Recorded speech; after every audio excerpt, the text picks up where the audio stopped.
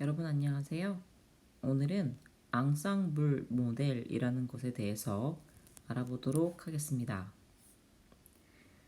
앙상블 모델이란 다음과 같이 여러 분류기를 하나로 연결하여 개별 분류기보다 더 좋은 일반화 성능을 달성하기 위해서 사용한다고 합니다.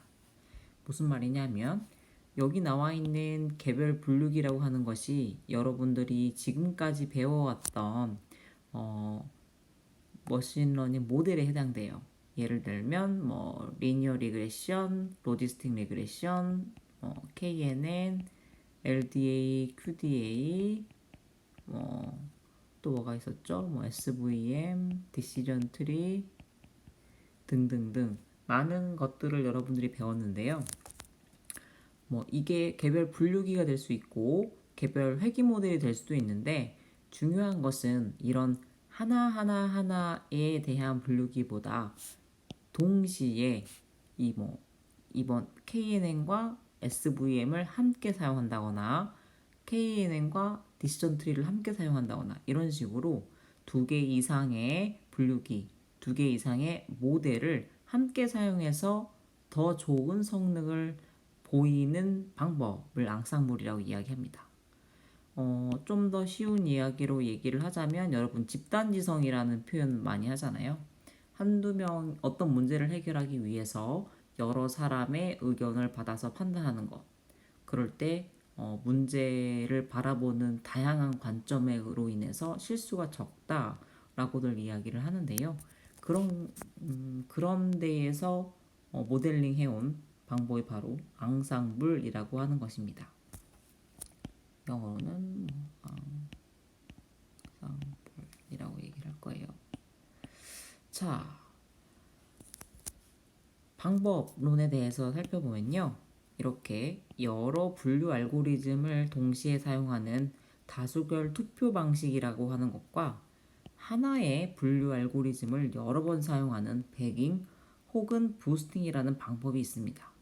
즉, 앙상블이라고 하는 것을 어느 쪽으로 적용하냐에 따라서 앞에서 얘기했던 두 개 이상의 분류기를 사용한다. KNN과 SVM을 동시에 사용한다라고 했을 때 동일한 데이터를 각각 활용해서 KNN에서 나온 정답과 SVM에서 나온 정답을 함께 결합해서 결론을 내는 방법이 바로 이 다수결 투표 방식에 해당이 될 겁니다.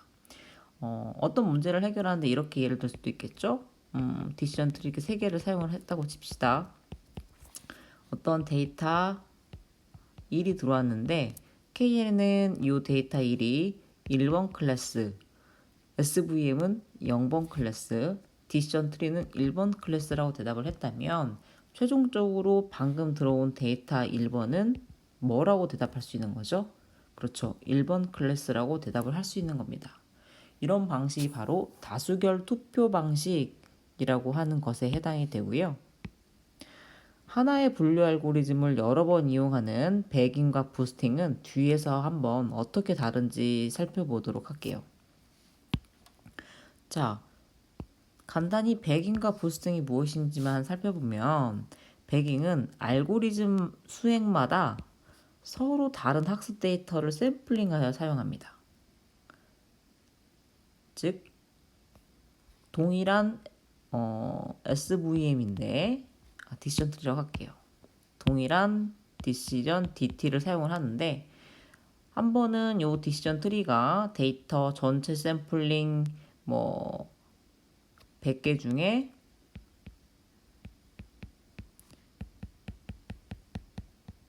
이런 아이만 이용해서 트리를 만들고 또 다음에는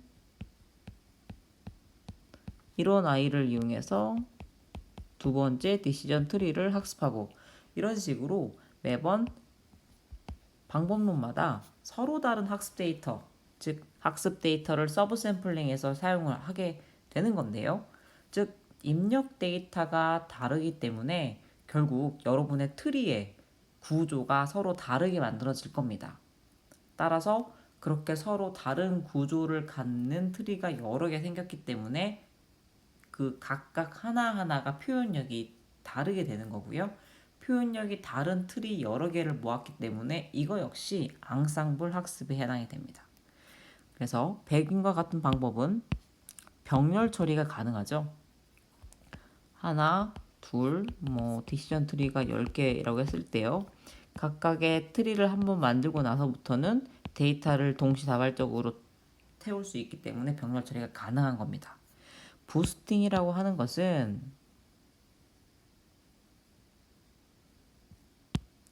샘플을 뽑을 때 이전 데이터에서 잘못 분류된 데이터를 재학습 사용을 하거나 가중치를 사용한다고 합니다. 자, 무슨 말인지 잘 모르겠다고요? 뒤에서 다시 자세하게 설명을 할 테지만 요 배깅에서 사용하는 학습 데이터는 그냥 서브 샘플링이에요. 이렇게 주머니가 있을 때 우리가 이렇게 손을 집어넣어서 구수를 뽑을 건데요. 그 구수를 뽑아서 100개 중에 10개씩 뽑는다고 생각하면 돼요. 근데 이때는 각각의 데이터가 눈으로 보지 않고 랜덤하게 추출하는 거기 때문에 어떻게 학습 데이터가 구성될지 알 수가 없죠. 근데 부스팅에서는 내가 디시전 트리 1번이 잘못 대답한 데이터 있잖아요. 그 데이터를 반드시 재사용해서 그 틀린 녀석을 올바르게 대답을 하는 어떤 분류기를 추가적으로 설계를 하는 겁니다. 그래서 이렇게 나온 데이터를 가지고 여기서 이 학습 데이터를 반드시 잘 분류할 수 있는 방식으로 분류기를 설계하고 또 이 DT2에서 잘못 오분류한 녀석을 가지고 DT3를 만들고 이런 방식으로 이루어지게 됩니다. 백인과 부스팅에 대한 차별 포인트가 여기 있는데 방금 살짝 말씀드렸던 것처럼 백인은 병렬 처리가 가능하고 부스팅은 순차적 처리를 하는 겁니다. 여기 보이세요? 이렇게 데이터가 들어와서 위아래로 나눠지고요. 각각 데이터 이게 ML 모델이에요. 근데 보시면 이 색칠되어 있는 것들이 다르죠? 이게 바로 이 전체 데이터 중에서 랜덤하게 샘플링해서 모델 학습에 사용한 데이터들을 의미를 하기 때문입니다. 근데 부스팅은 어떻게 한다고요? 자, 순차적이죠. 입력 데이터 중에서 이런 아이들이 선택이 되었어요. 그리고 나서 ML 모델에 적용된 다음 보면 데이터의 이 동그라미 크기가 가중치를 의미해요. 즉 저렇게 큰 애들은 반드시 포함을 시켜야 된다는 거죠. 왜냐? 이 첫 번째 ML 모델에서 잘못 오분류한 애들이 이렇게 나 반드시 이번에 잘 분리해줘 라고 관심을 표명하는 거죠. 그러면 이 두 번째 ML 모델에서는 이 아이들을 잘 분리게 하기 위한 모델이 학습됩니다. 그리고 나면 어떻게 되겠어요? 잘못 분류했던 아이들을 잘 분류하게 되겠죠. 그리고 또 ML3는 어떻게 한다? ML2에서 ML1과 2를 거쳤음에도 불구하고 틀린 애들, 어려운 애들, 하드 케이스들을 또 이렇게 골라내서 이런 애들을 잘 분류할 수 있도록 연속적으로 학습하고 있죠. 네, 이렇게 백인과 부스팅이 어떻게 다른지 그리고 백인이 어떤 장점이 있는지 부스팅이 어떤 장점이 있는지 살짝 이야기해 보았습니다. 이렇게 앙상블이라고 하는 것은 백인과 부스팅과 같이 학습 데이터를 잘 핸들링하는 방법과 여러 개의 분류기를 함께 사용하는 메이저리티 보팅이라고 하는 다수결의 투표 방식이 존재한다 라고 기억해 주시면 고마울 것 같아요. 배깅이란 무엇인지 지금부터 좀 그림으로 한번 살펴볼까요? 알고리즘마다 별도의 학습 데이터를 추출하여 모델 구축에 사용을 한다라는 게 중요해요. 훈련 셋이 이렇게 있을 때 여기서 샘플링에서 T1을 구성하고 또 샘플링에서 T2를 구성하고 또 샘플링에서 TM을 구성하는 방법론입니다. 근데 이때요. 요 배깅이라고 하는 방법은 부트스트랩이라고 하는 거를 사용을 합니다. 부트스트랩이 무엇이냐? 학습 데이터를 샘플링할 때 보건 추출을 허용한다라는 말입니다. 보건 추출 무슨 말이냐? 리플레이스먼트를 허용한다. 이렇게 로또 번호 주머니가 있어요. 1, 2, 3이 있을 때 내가 이렇게 해서 1번을 뽑았어요.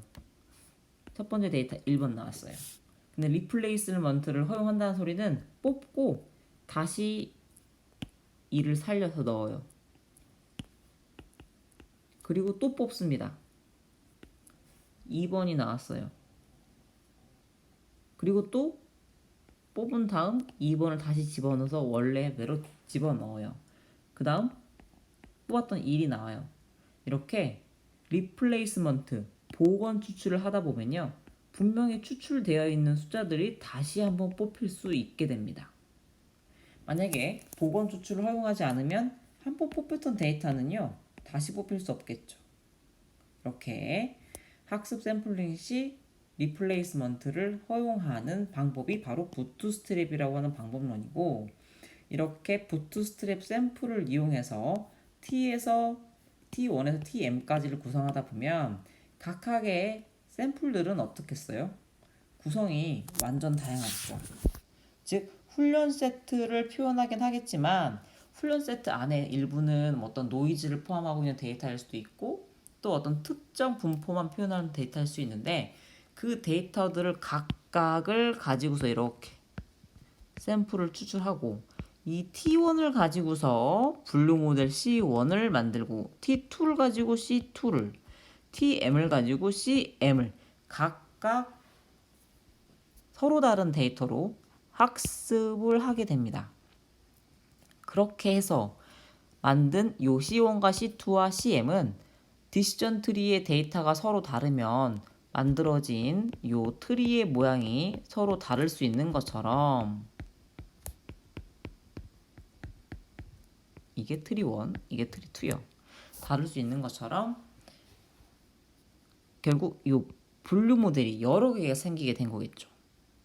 이렇게 학습 데이터가 상이함에 따라서 발생되어지는 서로 다른 분류 모델이 2개 이상 있을 때도 우리는 앙상블 학습 방법이라고 얘기하고, 이렇게 부트스트랩 샘플을 이용한 방법을 배깅을 이용한 앙상블 모델이라고 얘기할 수 있게 됩니다. 최종 예측하는 방법은 중간중간에 나왔던 이 예측값들의 평균값을 이용하면 되겠죠. 대표적으로 배깅이라고 하는 앙상블 방법을 이용한 알고리즘 머신러닝 모델에는 랜덤 포레스트라는 게 있습니다. 이 랜덤 포레스트 그림 이온이 밑에 해당이 되고요. 여러분들이 의사결정 나무의 확장판으로 생각을 하시면 됩니다. 자, 배깅의 일종이라고 했기 때문에 학습 데이터는 어떻겠어요? 전체 n개가 있을 때 요 트리 1에서 사용하는 T1 데이터, 트리 2에서 사용하는 T2 데이터, 트리 B번에서 사용하는 TB라고 하는 데이터들은 각각 요거를 샘플링해서 만든 데이터겠죠. 부트스트랩을 활용했기 때문에 각각 리플레이스먼트가 가능하다 라는 거를 기억해 주셨으면 좋겠고, 요 각각 트리 하나하나는 디시전 트리, 의사결정 나무에 해당이 돼요. 근데 데이터가 결국에는 학습 데이터가 서로 상이하다 보니까 요 그림에 의해서 만들어진 트리의 구조가 잘 보시면 서로 다른 것을 알 수 있습니다. 또 디시전 트리와 달리 랜덤 포레스트 같은 경우는요, 요 노드에서부터 왼쪽과 오른쪽을 분할할 때 사용하는 그 스플릿의 기준이 무작위로 선택되어서 만들어지게 그러니까 트리가 구축되게 됩니다. 디시전 트리의 경우 특성 변수에서 어떤 특성 변수를 선택해서 노드의 왼쪽과 오른쪽을 나눌 것인가를 구성했을 때 여러분들이 다양한 방법이 있지만 뭐 진위 개수, 뭐 인포메이션 게인, 엔트로피 등과 같은 어떤 목적 함수에 따라서 그 최대로 만족시킬 수 있는 특성 변수, 예측 변수를 골랐었다면 랜덤 포레스트 같은 경우에는 요 다양한 특성 변수 중에서 어떤 특성 변수를 기준으로 스플릿할지를 랜덤하게 무작위로 선택한다라는 것이 가장 큰 차이에 있습니다. 최종적으로 파이널 디시전 하는 방법은 뭐 분류 방식과 평균화를 통한 예측 방법 둘 다 있겠죠.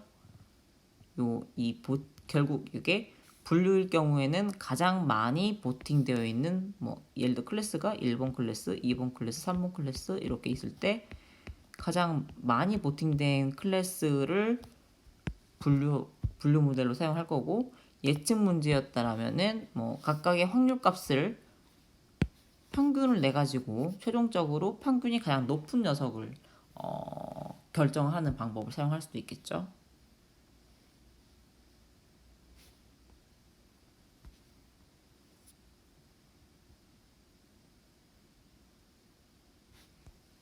평균이 가장 높은 방법을 선택한다는 게 아니라 그 평균에 의한 값을 리그레션 모델의 값으로 사용하는 게 맞습니다. 자, 랜덤 포레스트의 분석 절차를 간단히 살펴보면요. 먼저 1. 새로운 학습 데이터를 만듭니다. 전체 n개가 있다 하더라도 이 n개의 리플레이스를 허용한 샘플링을 통해서 n-를 만드는 것이죠. 이 n-는 n개와 같은 데이터 수여도 무방합니다.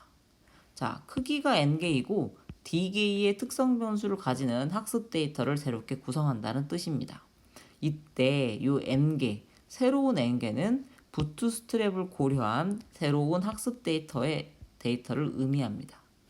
두 번째, 새로운 학습 데이터를 이용해서 이제 그 의사결정 나무를 구축합니다. 트리를 빌드한다는 의미겠죠. 이때 D개의 특성 변수 중 이무의 K개의 특성 변수를 뽑아서 의사결정 나무를 구성하는데요. 이 K개는 루트 D를 일반적으로 선택한다고 합니다. 즉, 뭐 예를 들어서 64개의 특성 변수가 X라고 하는 데이터가 X1에서부터 X64까지 있을 경우에 K는 8이 되고, 실제로 이 노드를 스플릿할 때 요 K가 이 매번 노드가 K를 결정짓게 되잖아요. 네, 요 특성 변수를 스플릿할 기준을 총 8개를 선택하면 된다라고 생각하시면 돼요. 그리고 요 1번과 2번 절차를 n번 반복한다 라고 하는 것은 계속 이 m이라고 하는 게 트리가 아까 트리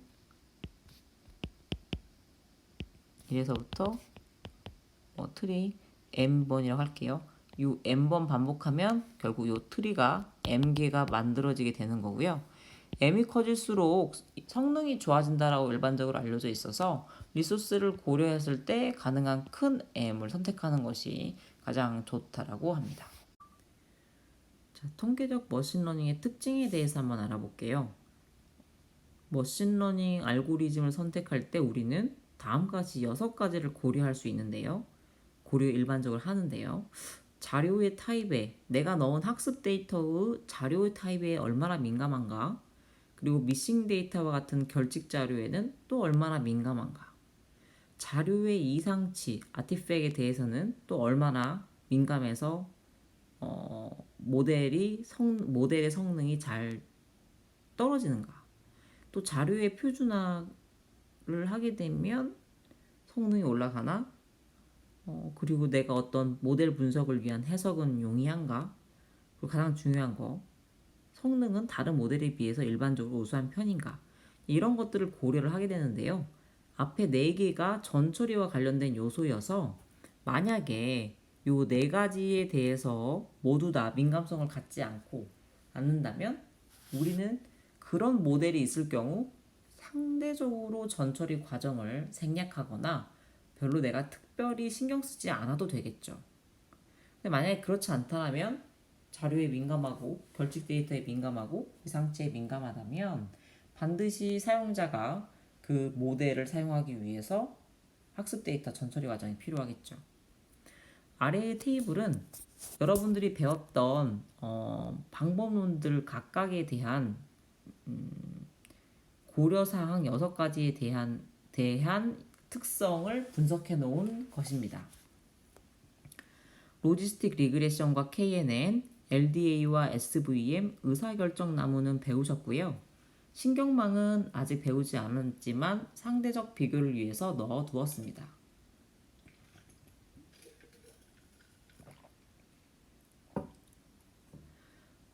자료 타입의 민감성 부분을 살펴보면 로지스틱과 KNN, LDA와 SVM은 민감하다라고 표기가 되어 있고요. 즉 자료 타입에 따라 학습 성능에 영향을 많이 미친다는 뜻이겠죠. 하지만 의사결정 나무는 자료 타입에 민감하지 않습니다. 미싱 데이터인 결집 민감성을 살펴보았을 때는 KNN이 중에 해당되고 의사결정 나무가 가장 민감성이 낮아서 결집 데이터가 있을 때에도 모델의 성능이 많이 저하되지 않는 모양입니다. 이상치 민감성에 대해서 살펴봤을 때 KNN과 의사결정 나무가 좋은 성능을 보이고 있네요. 표준화의 필요성, 스탠다드 스케일러나 로버스트 스케일러와 같은 데이터 표준화의 경우 로지스틱 리그레션 KNN, LDA, SVM은 데이터에 따라서 선택적으로 사용을 하거나 하지 않으면 됩니다. 의사결정 나무는 표준화가 불필요하고요. 상대적으로 신경망은 표준화가 매우 중요한 모양입니다. 해석의 용이함을 보았을 때 로지스틱 리그레션은 해석이 용이한 편이고 의사결정 나무 역시 잘 알겠지만 실제로 노드 스플릿 지점을 기준으로 데이터 플로우가 어떻게 흘러가는지를 눈으로 볼 수 있었죠. 그래서 역시나 해석이 용이합니다. 그러나 KNN과 LDA와 SVM은 해석이 용이하지 않고요. 즉 난해하고요. 신경망 방법론이라고 하는 것은 아직 여러분이 배우지 않은 신경망 방법론은 매우 난해하다라는 것이 가장 현 시점에서의 문제점에 해당이 됩니다. 성능은 상대적으로 기존에 있는 통계적 머신러닝 방법이 중에 해당이 되고 신경망 방법은 기존 전통적인 방법론에 비해서 성능이 드라마틱하게 증가했기 때문에 요즘 핫한 거잖아요. 그래서 성능은 가장 좋기로 유명합니다. 어쨌든 지금 우리가 통계적 머신러닝을 배우고 있는데요. 그 신경망을 제외한 통계적 머신러닝을 두고 살펴보았을 때 지금 이 테이블만 보게 된다면 여러분들은 바로 의사결정 나무를 주로 사용하시는 게 맞습니다. 자료 타입의 민감성, 결집 민감성, 이상치 민감성, 표준화의 필요성이 매우 좋게 설정되어 있기 때문에 상대적으로 다른 분류기나 회귀 모델에 비해서 신경을 덜 써도 성능이 좋게 나올 확률이 높기 때문입니다. 자, 이렇게 지금까지 이제 의사결정 나무에 대해서 알아봤었고 의사결정 나무의 앙상블 버전은 랜덤 포리스트였어요. 그리고 또 앙상블 모델은 백인과 부스팅이 있었는데 지금부터는 부스팅 방법에 대해서 유명한 아다부스트를 알아보고 그리고 또 최근 많이 쓰이고 있는 그레디언트 부스팅 머신이라 불리워지는 GBM을 그리고 그 후속 연구로 다양한 연구가 있었는데 또 2016년도에 발표된 라이트 BGM이라고 하는 것까지 설명을 한번 해보도록 하겠습니다. 자, 부스팅 순차적으로 만들어진 모델이라고 얘기를 했었습니다. 또 어떤 얘기를 했었죠? 앞에 모델이 잘 해결하지 못한 것을 뒤에 모델에서 해결해 주기 바란다 라고 얘기를까지 했었어요. 자, 그런 표현을 하기 위해서 우리에게는 위크러너라는 개념이 새롭게 도입이 될 필요가 있습니다. 순차적으로 위크러너를 적용하여 모델을 구성하는 방법입니다. 첫 번째 모델, 두 번째 모델, 세 번째 모델까지 해서 파이널 디시전을 내린 그림입니다. 이 각각이 위크러너예요. 이렇게 위크러너의 조합을 통해서 스트롱 러너를 만드는 것이 바로 아다부스트라는 겁니다. 이 파이널 모델, 이렇게 완벽하게 분류할 수 있는 모델을 스트롱 러너라고 하는데, 이렇게 스트롱 러너 하나를 만들기 위해서 하나, 둘, 세 개의 위크러너를 사용한 모습에 해당이 됩니다. 자, 그럼 도대체 저 위크러너라고 하는 개념은 무엇일까요? 지금 잠시만요. 이렇게 좀 지워놓고 봅시다. 위크러너를 하나하나 살펴보면 뭐야? 완벽하지 않죠? 이렇게 스플릿했을 때 얘가 잘못 분리됐고, 이렇게 스플릿했을 때 얘가 잘못 분류됐고, 이렇게 스플릿했을 때 이 녀석들이 잘못 분류됐죠? 이렇게 위크러너란 임의 분류보다 약간 좋은 모델을 이야기합니다. 랜덤 게싱 하는 것보다 조금 성능이 좋은 모델을 위크러너라고 하는데, 이 위크러너들이 여러 개가 모이면 스트롱 러너를 만들 수 있기 때문에 우리는 아래와 같이 비록 네가 틀려도 좋다.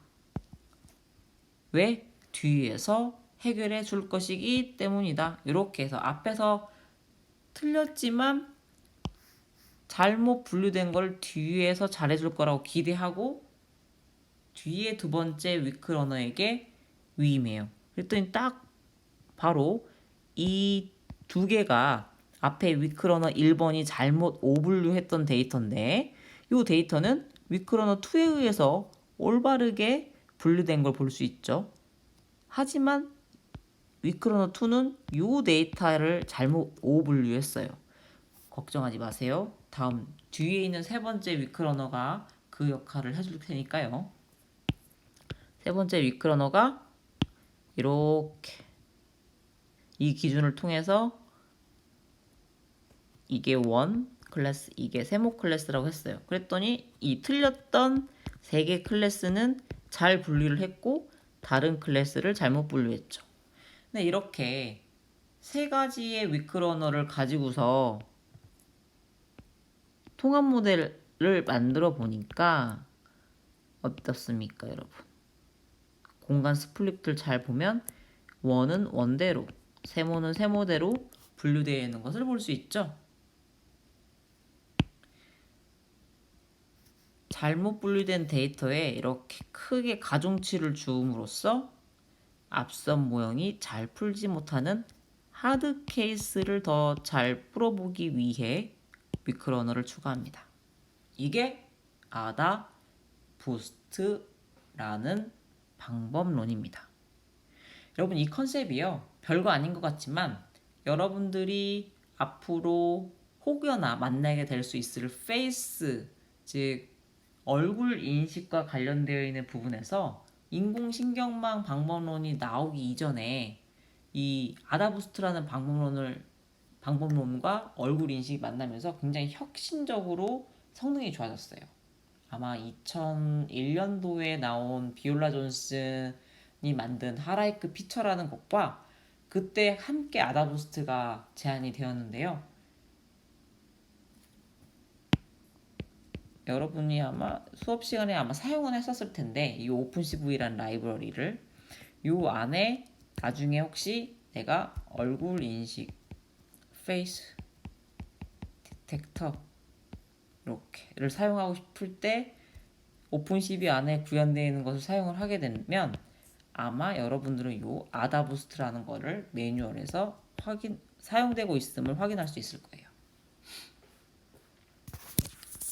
자, 개념적으로는 여기까지 이해하고 계시면 됩니다.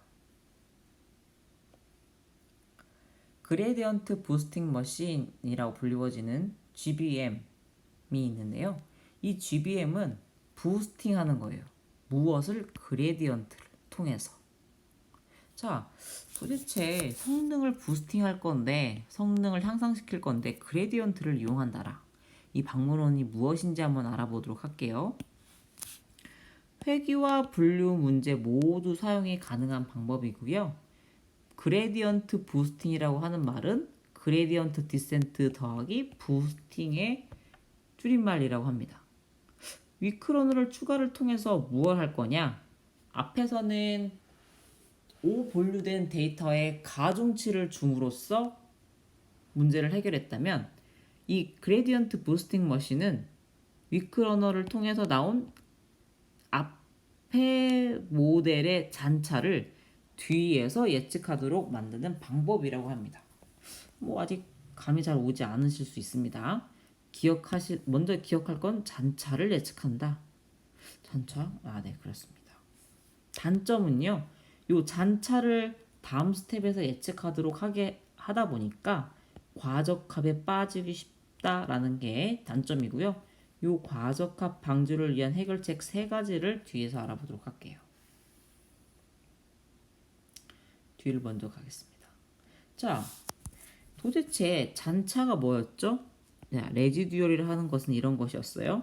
내가 지금 요 몸무게당 키에 대한 데이터를 모아서 데이터를 뿌린 다음 요 검정 모델이 바로 피팅에서 구한 리그레션 모델입니다.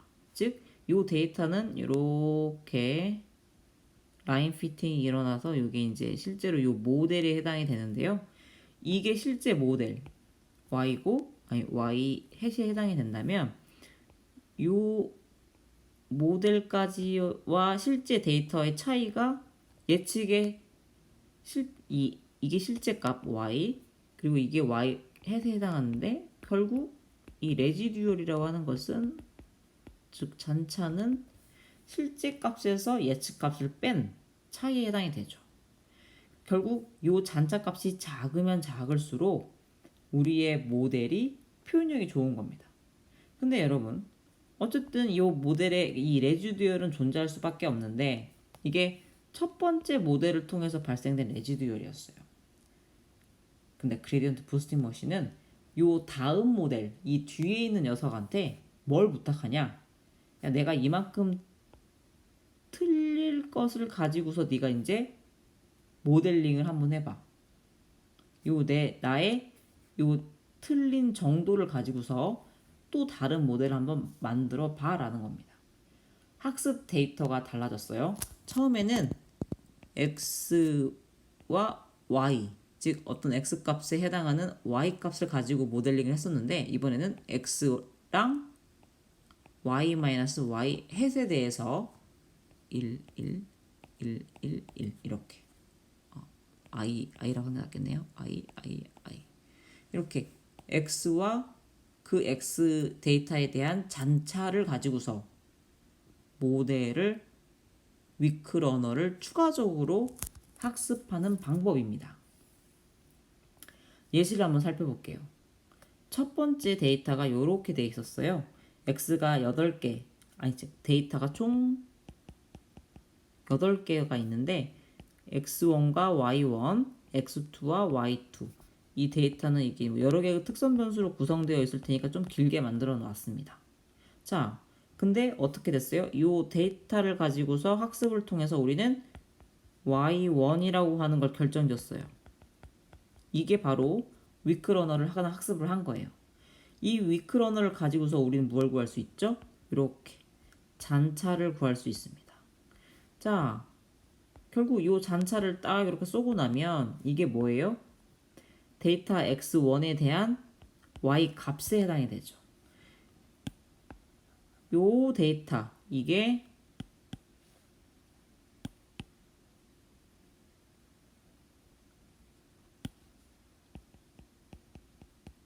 데이터 D1 여기는 데이터 D2 새로운 데이터잖아요. 왜요?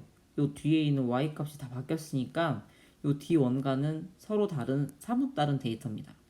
요 D2를 가지고 또 F2를 결정짓게 되고요. 또 우리는 또다시 데이터 3를 구축할 수 있게 됩니다. 어떻게 해요? 잔차를 가지고서요. 그래서 이걸 가지고 F3를 결정할 수 있죠. 즉 앞선 모델이 예측하지 못한 차이를 추가 모델에서 보상하는 구조를 가진 모델이 바로 그레디언트 부스팅 머신입니다. 네, 어때요, 여러분? 앞에 아다 부스트는 잘못된 분류를 찾아서 그 데이터가 선택될 수 있도록 가중치를 높였고, 기울기 부스팅은 기울기를 이용해서 그레디언트를 이용해서 즉 잔차를 이용해서 앞선 모델이 예측하지 못한 레지듀어를 뒤의 모델에서 보상하는 구조를 만들어 놨죠. 그런데 교수님, 도대체 잔차와 그레디언트는 무슨 관계에 있나요? 왜 도대체 이 앞선 모델의 잔차를 뒤의 모델이 예측하는 것을 그레디언트와 연결지어서 얘기하는 것입니까? 라고 질문을 할 수 있는데, 살펴보면요, 요 그레디언트 디센트라고 하는 방법은 결국 여러분이 최적화 문제를 풀 때 경사하강법이라고 불리워지는 걸 통해서 요 최적화 값을 구할 때 쓰는 방법이었는데요. 기억하실지 모르겠어요. 그레디언트의 반대 방향으로 계속 수렴을 하다 보면 요 우리가 로스가 최소가 되는 그 지점의 값이 바로 옵티마이저의 솔버에 해당이 됐었어요. 자, 결국 우리가 리스트 스퀘어 펑션을 써보면 이렇게 쓸 수가 있겠죠. 이게 y고 이게 y 햇에 해당이 되는가요? 요 f 보이시죠? 이 f가 결국에는 우리가 지금 뒤에서 요 F1, F2, F3라고 했던 것들이 저 F에 해당이 돼요. 그래서 실제 값에서 예측 값을 뺀 제곱의 합이 바로 이 로스 펑션에 해당이 되고, 이 로스 펑션을 이렇게 미분을 해보면 어때요? 이렇게 지워지는가? 이렇게 미분을 해보면 결국 요 뒤에 부분이 잔차에 해당이 됩니다. 마이너스 부분 바꾸면 되겠네요. 이렇게 마이너스 부호 넘겨서 정리해보면 결국 y-y 햇은 이렇게 네거티브 그레디언트 오브 로스 펑션에 해당이 됩니다. 결국 이 네거티브 그레디언트라고 하는 것이 경사하강법에서 우리가 사용하던 방법에 해당되다 보니 결국 우리는 그레디언트 디센트라고 하는 방법에 의해서 잔차를 표현하게 된 거죠. 자, 잔차가 네거티브 그레디언트라고 하는, 따라서 우리는 이걸 구하기 위해서 그레디언트 디센트라고 하는 방법을 사용하면 되겠죠. 이게 바로 잔차와 그레디언트의 관계 설명을 위한 부분이었습니다. 자, 그럼 그레디언트 부스팅 머신의 예제를 한번 살펴보도록 할게요. 이게 지금 이터레이션 1에 해당이 되고, 잠시만요.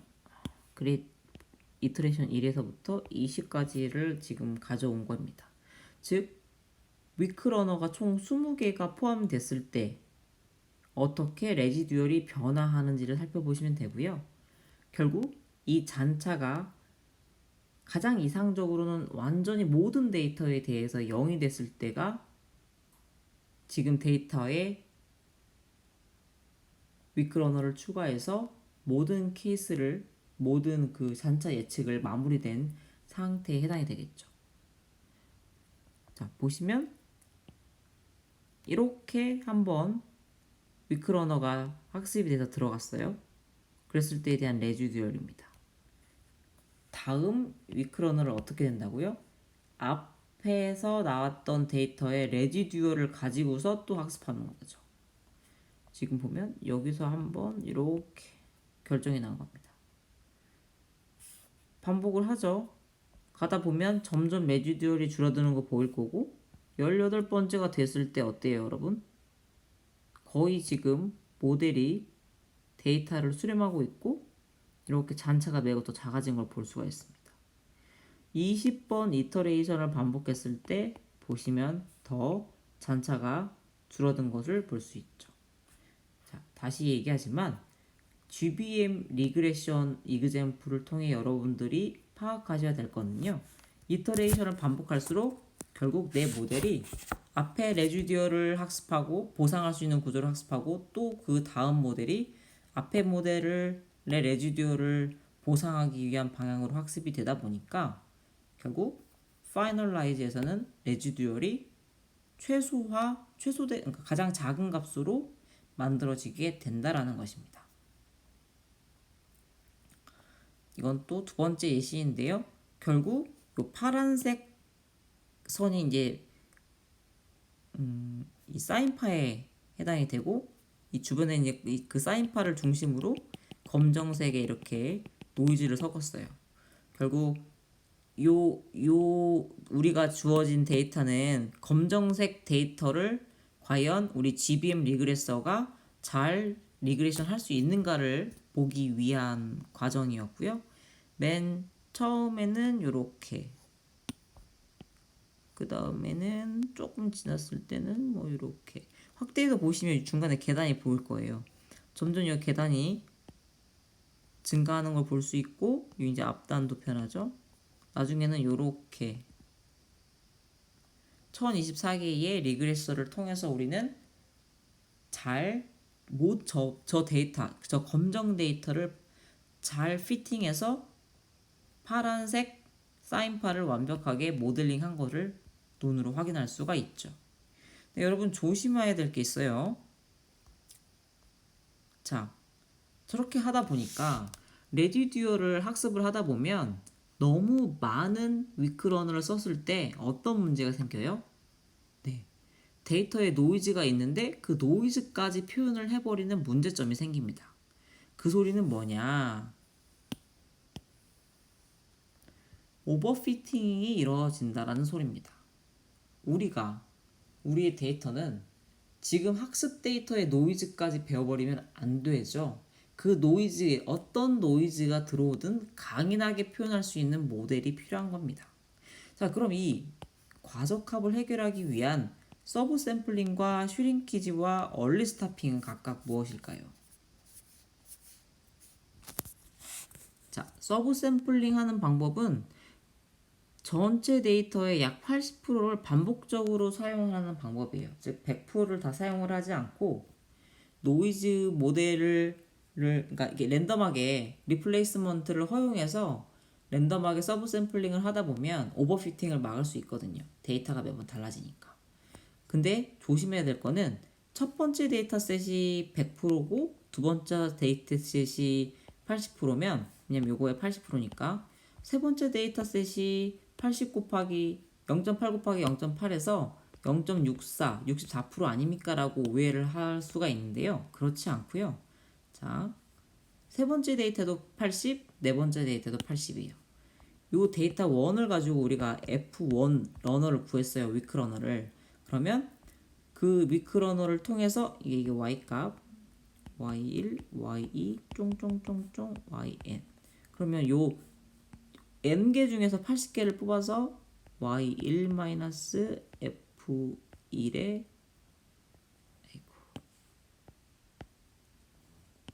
이게 X1이라고 했을 때 1-F1에 X1 이렇게 되죠. 2-F1에 X2 쫀쫀쫀쫀 Y K-Y1에 XK인데 요 K가 바로 요 N의 80% N 곱하기 0.8에 해당하는 지점에 되는 거죠. 요렇게 데이터를 구성해 놓고 F2를 구해요. 그러면 요 F2를 가지고 다시 이쪽에 반영해서 Y1 마이너스 F1의 X1 마이너스 F2의 X1 이렇게 한 데이터를 쭉 n개를 만들고 요 중에서 80%를 또 뽑는 거죠. 그러니까 데이터 3를 만들어도 데이터 4, 그러니까 즉 네 번째 데이터셋을 만들어도 다 요 n개의 데이터 중에서 80%를 랜덤하게 샘플링을 하는 겁니다. 이 부분 주의하시면 돼요. 그래서 교수님이 하고 싶은 말은 뭐냐? 데이터는 점점 줄어들지 않고요. 위크러너를 반복해서 추가한다 할 때 80% 정도의 전체 데이터셋의 샘플을 유지하게 됩니다. 이렇게 해서 여러분들은 GBM의 과적합을 막을 수 있고요. 두 번째는 슈링키즈라고 하는 잔차 모델의 영향력을 조금씩 줄이는 방법을 사용을 합니다. 기존에 이 잔차 모델의 영향력을 줄이는 방법이 아닐 때는 이렇게 y 값이 예측이 됐었는데 이제는 어떻게 한다? 이 각각의 위크러너를 하나씩 포함시킬 때 두 번째는 0.9 웨이트 주고 세 번째는 0.9의 제곱 이런 식으로 완벽한 일이 아니라 잔차의 모델의 영향력을 조금씩 줄이는 식으로 이렇게 변경을 하는 겁니다. 자, 이렇게 하게 되면은 또 전체 학습 데이터에 대한 완전 오버피팅을 막을 수 있겠죠. 자, 세 번째는 얼리 스타핑입니다. 검증 오차라고 하는 밸리데이션 에러를 분석을 해서요. 과적합을 막는 겁니다. 자, 이 A 왼쪽에 있는 그림이 학습 데이터에 대한 오차예요. 이터레이션을 증가시킬수록 학습 이터레이션을 증가시킬수록 점점 학습 데이터 에러는 이렇게 줄어드는데 밸리데이션 에러가 이렇게 하다가 이렇게 쭉 올라가요. 쭉 올라가. 이건 무슨 지점인 거죠? 밸리데이션 에러와 트레이닝 에러는 같이 가야 되는데 갑자기 밸리데이션이 에러가 튀는 지점은 오버피팅이 발생한 지점인 겁니다. 그래서 우리는 이 두 데이터의 밸리데이션 에러를 보고 있다가 이 지점이 발견되면 더 이상의 학습을 멈춰버리는 거죠. 그렇게 함으로써 그레디언트 부스팅 머신의 과적합을 막을 수 있습니다. 네, 이렇게 GBM의 단점을 해결할 수 있는 레귤러라이제이션 세 가지를 다 배워보았습니다. 자, 어때요, 여러분? 앞의 모델의 예측의 잔차를 예측하는 모델 GBM이었습니다.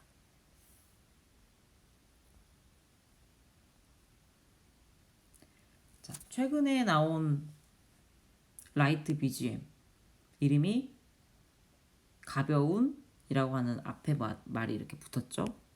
연산 효율이 좋은, 리소스가 적게 드는 약간 이런 의미로 해석될 수 있을 겁니다. 자, 왜 이 라이트 GBM이라고 하는 것이 나왔냐? 기존 GBM은 모든 데이터, 모든 특성 변수를 다 고려를 합니다. 그러다 보니까 알고리즘이 매우 비효율적이에요. 사람들이 고민하기 시작합니다. 이게 모든 데이터, 모든 특성 변수를 고려하다 보면 데이터가 조금만 늘어나도 라지 스케일 데이터는 다룰 수가 없게 되거든요. 메모리에 CPU 메모리에 혹은 GPU 메모리에 올릴 수가 없어요. 데이터를요.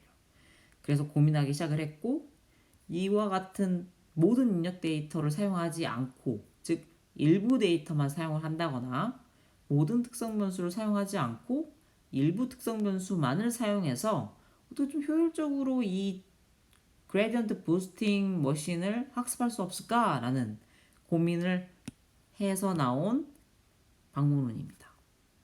기존의 GBM의 그 단점이라 불리워지는 두 가지, 모든 데이터를 사용하고 모든 특성 변수를 사용한다는 그 두 가지를 해결하기 위해서 라이트 GBM은 요 Gradient Based One-Side Sampling이라고 하는 방법과 Exclusive Feature Bundling이라고 하는 두 가지를 제안을 하게 되는데요. 각각은 이런 내용을 담고 있습니다.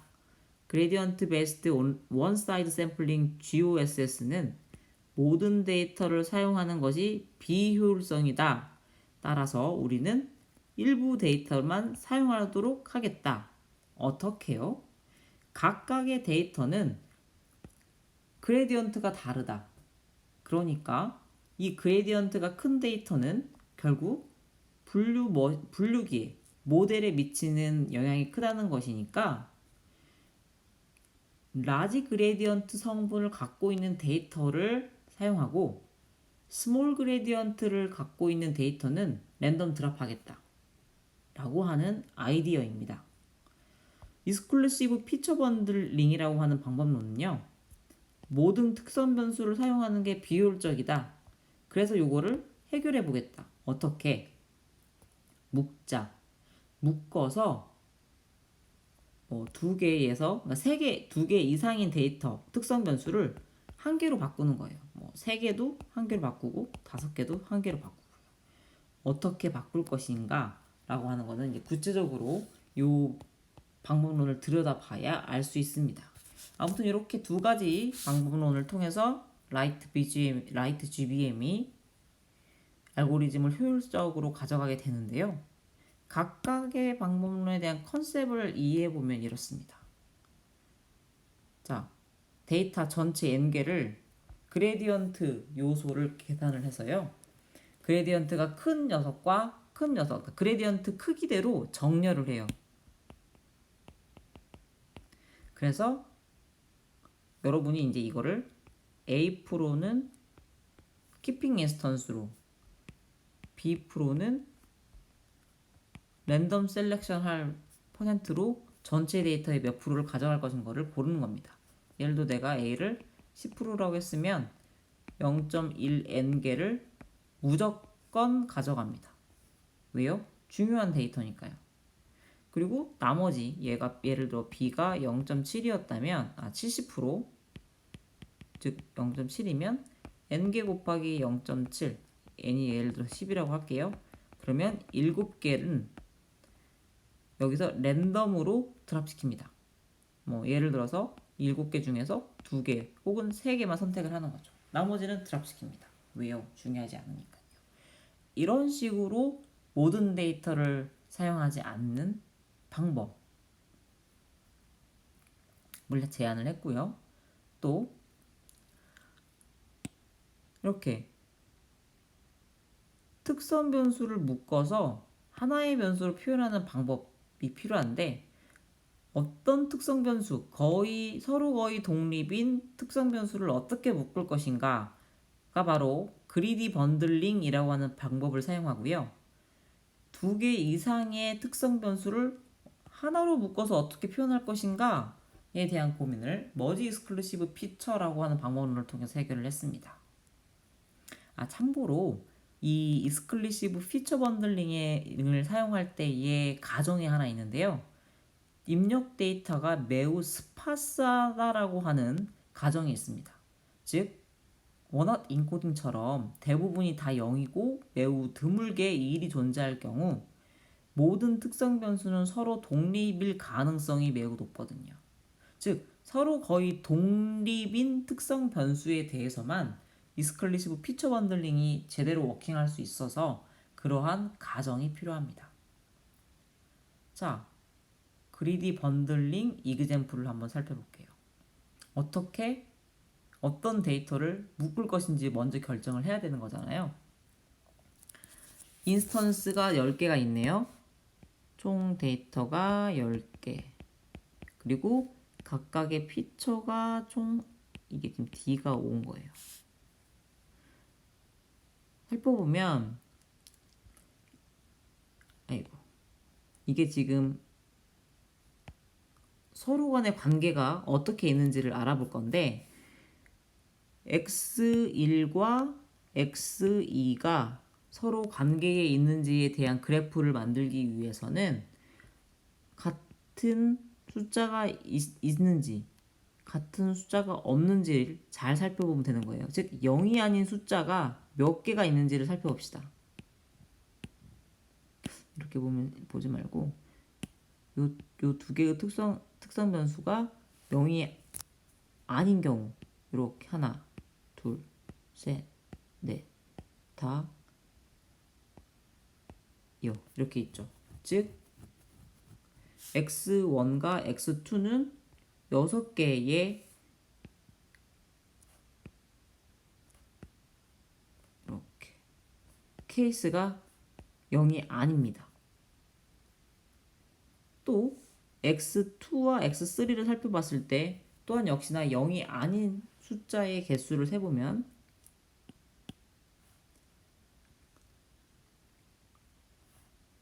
이렇게 하나 있네요. 그래서 2와 3, 1 2와 3은 이렇게 1로 채우게 되는 거죠.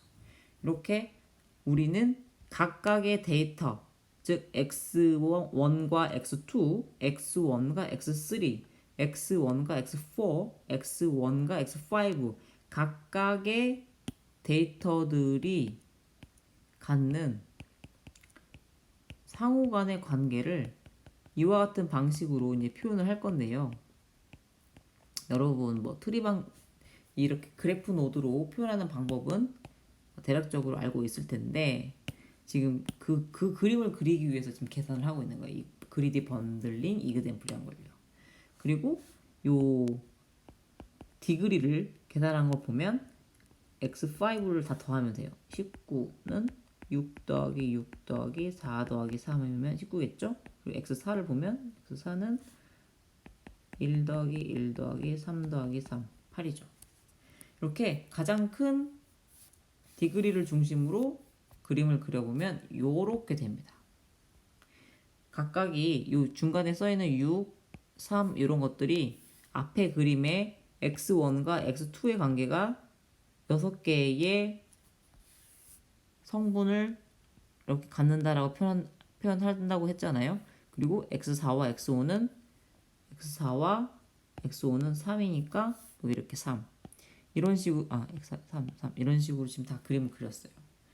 그리고 나서 이게 결국 전체 데이터의 상호관계를 지금 그래프로 그린 건데 이제 우리는 여기서 이 컷오프라는 걸 통해서 자를 거예요. 이 노드와 노드 사이의 관계를 잘라서 최종적으로 남는 녀석을 고를 텐데 그렇게 컷 오프를 하고 나면 오른쪽 그림처럼 바뀌어요. 자, 이 그림은 결국 뭐다? 우리에게 주어진 x1, x2, x3, x4, x5라고 하는 것이 어떻게 그룹핑이 되냐면 x1과 x4, x2와 x3 그리고 x5로 이렇게 세 가지 그룹으로 변경할 수 있다는 걸 보여준 사례입니다.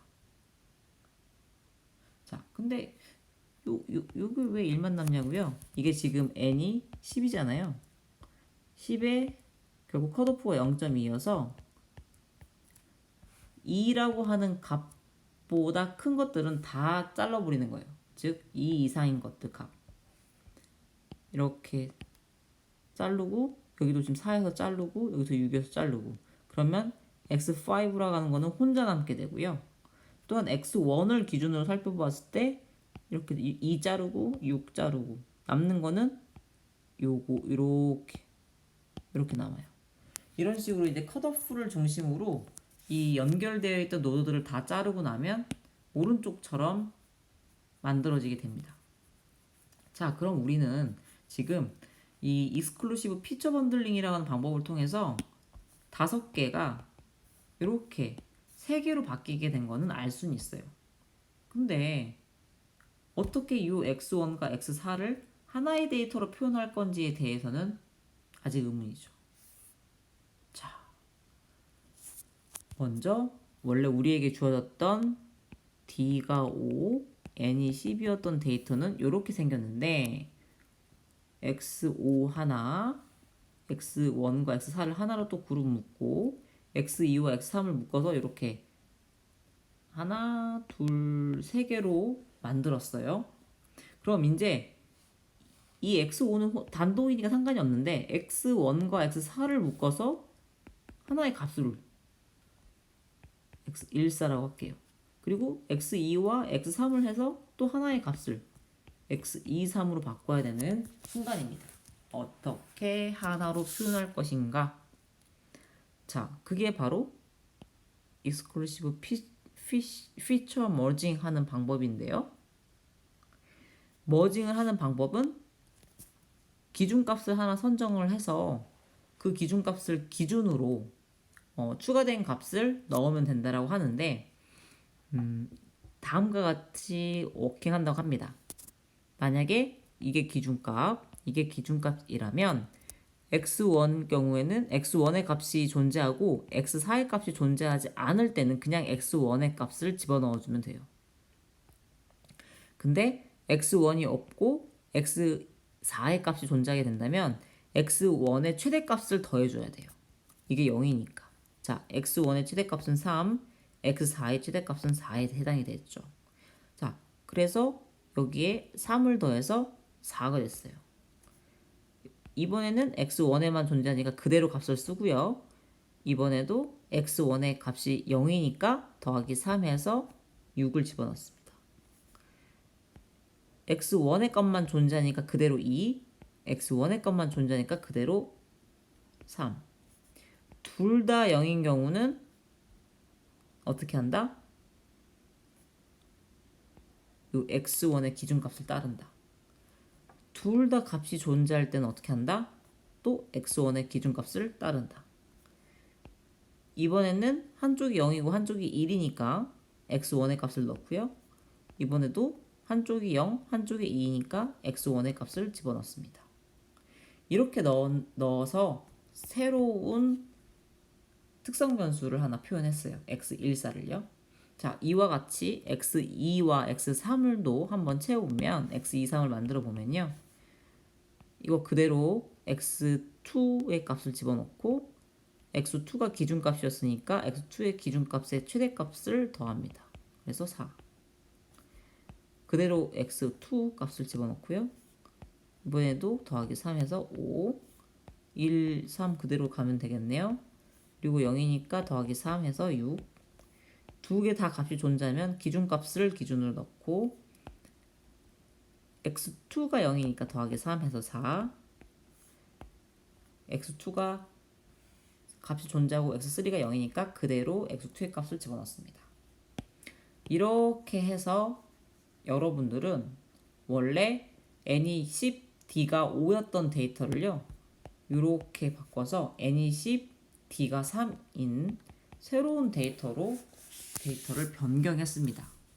이 데이터를 이용을 하게 되면 여러분은 훨씬 GBM보다 빠르고 성능이 좋은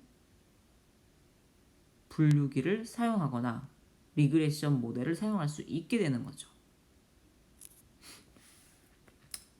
방법이 아마 난해하고 여러분들에게 예시를 통해서 보여줬음에도 불구하고 어려웠을 겁니다. 이러한 각각의 라이트 GBM이나 GBM 방법론을 여러분들이 온전히 모든 걸 다 완전히 이해하기는 힘들겠지만 실제로 지금 이 라이트 BGM이라고 하는 게 캐글에서 가장 많이 쓰이는 모델이고 가장 성능이 좋은 모델로 널리 알려져 있어요. 그래서 어쩔 수 없이 지금 이제 앙상블 모델을 설명을 하면서 여러분들에게 어려움이 있지만 설명을 했고요. 각각의 개념적으로 어떤 차이가 있는지, 어떤 장점이 있는지를 기억을 하시면 좋을 것 같습니다. 수고하셨습니다.